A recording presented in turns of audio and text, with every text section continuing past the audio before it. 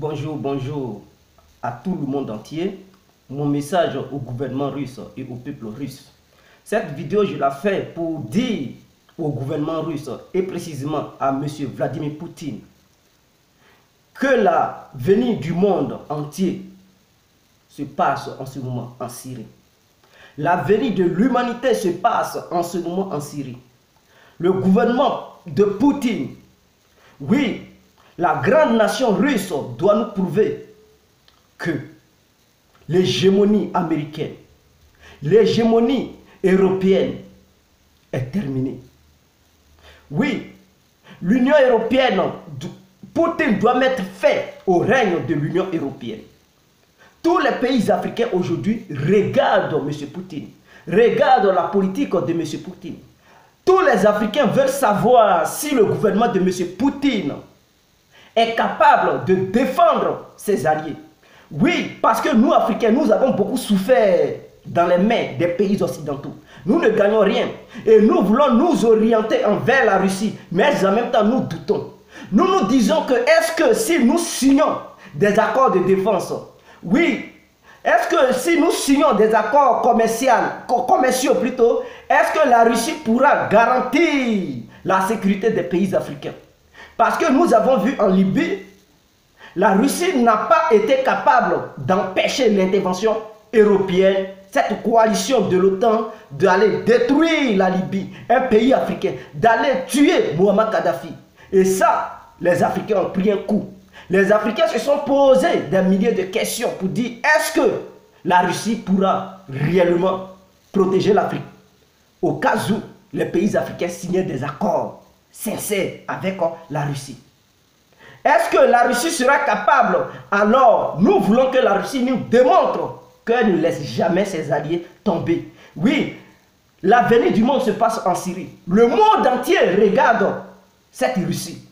Nous demandons à Poutine et son gouvernement de ne pas céder face au chantage européen, face au chantage américain. Il ne faudrait pas que Poutine et son gouvernement cèdent. Il faudrait que Poutine et son gouvernement soient fermes. Oui, ils doivent être fermes. Et dire clairement que toute action militaire sur le territoire syrien aura des répercussions sur ceux qui organiseront ces actions. Et que leurs navires de guerre seront détruits. Leurs avions de guerre seront abattus. Et les zones de lance-missiles, les zones, c'est-à-dire les bases d'où vont partir ces choses, ces armes seront aussi attaquées. Pour que le message soit clair dans les oreilles des Occidentaux, dans les oreilles des Américains. Parce que c'est le fer qui coupe le fer. Il faut un rapport de force. S'ils font des chantages et que le gouvernement russe cède, c'est fini. Partout où les alliés de la Russie vont se trouver, ils vont toujours semer des troubles et intervenir de façon illégale en violant le droit international. Ils vont détruire tous les alliés de la Russie. Si la Russie ne reste pas ferme, si la Russie ne leur prouve pas que oui, elle aussi, elle a une puissance et qu'elle ne peut pas se laisser marcher là-dessus par ces Occidentaux, y compris les Américains, c'est l'ensemble qui forme les Occidentaux. Il faudrait que la Russie montre sa position ferme. Parce que les pays de l'Amérique latine, de l'Amérique du Sud, regardent tous la Russie. Ils regardent tous la Russie. Eux, ils se demandent est-ce que la Russie sera capable de les protéger face aux votes en guerre. Oui, les Américains. Face aux Occidentaux, est-ce que la Russie sera capable de les protéger? Eux aussi, ils regardent les Russes. Parce que si la Russie cède face aux chantages occidentaux, alors eux aussi vont perdre espoir. Et tous les alliés de la Russie seront changés par des régimes pro-occidentaux. Ces régimes qui par la suite vont manigancer pour chasser les Russes dans leur pays. Ce qui se passe en Syrie, si la Russie laisse les Occidentaux faire et qu'il y a changement de pouvoir, ces Occidentaux vont tout faire pour que le nouveau régime qui va venir en Syrie chasse les Russes, demande les Russes de quitter les bases que les Russes ont là-bas. Parce que les Américains ne veulent pas voir les Russes être là où ils sont. Ces bases militaires, les Occidentaux n'ont pas apprécié, les Américains n'ont pas apprécié. Aux Russes de savoir jouer les cartes. Aux Russes d'être fermes pour dire nous ne voulons aucune intervention armée venant de l'extérieur.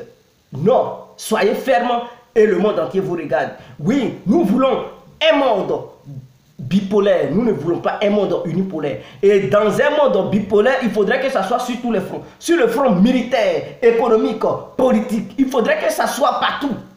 Parce que sur le front militaire, si la Russie et ses alliés sont faibles, mais oui, les Occidentaux vont toujours les piétiner. Il faudrait qu'ils comprennent cela et qu'ils se montrent fermes vis-à-vis des Américains, des Occidentaux. Oui, s'ils ne veulent pas comprendre le message russe et qu'ils veulent coûte que coûte aller là-bas pour foutre la merde, montrez-leur de quoi vous êtes capable. Détruisez tous les appareils qui vont survoler le territoire syrien.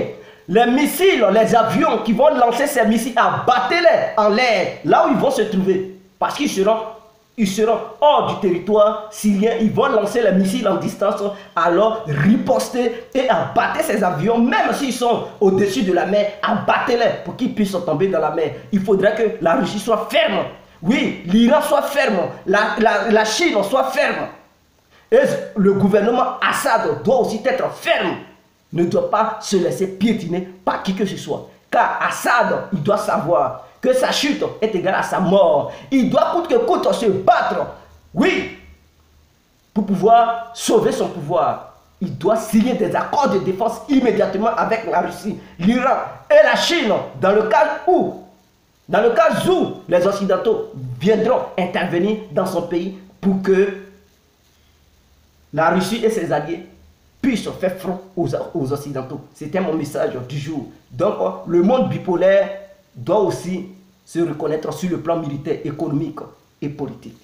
On compte sur la Russie et ses alliés. Ne laissez pas les Occidentaux piétiner l'humanité entière. Ciao, vive Poutine, vive le gouvernement Poutine, vive Bachar al-Assad, vive le peuple iranien, vive les Hezbollah libanais. C'était l'incontournable, bien compris. On vous soutient depuis nos positions. Oui, nous vous soutenons. Ciao.